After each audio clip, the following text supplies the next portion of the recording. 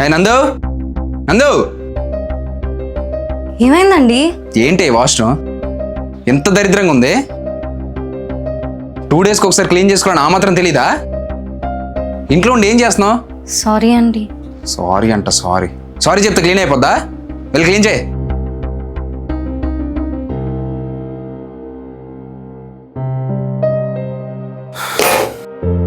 మళ్ళీ అదే కర్రీ వండమని చెప్తే నేను బాక్స్ తీసుకెళ్ళిపోయాను కదా. ఏమైందండి? నీకు ఇది ఒక్క కర్రీ వండడం వచ్చా? ఇంకేం రాదా? అంటే మీకు టైం అయిపోతుంది అనేసరికి ఫాస్ట్గా అవుతుందని అది చేశానండి.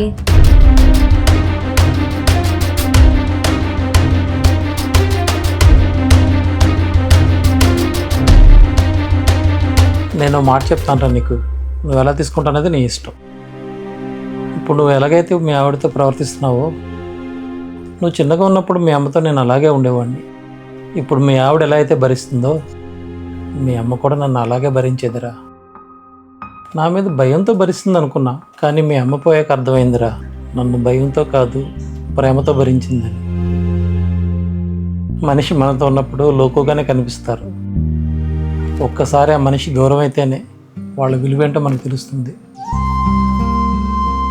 కోపంతో కదరా, ప్రేమతో ఒప్పించు, ఇష్టంగా మాట్లాడు. మీ ఆవిడనితో చాలా హ్యాపీగా ఉంటుంది.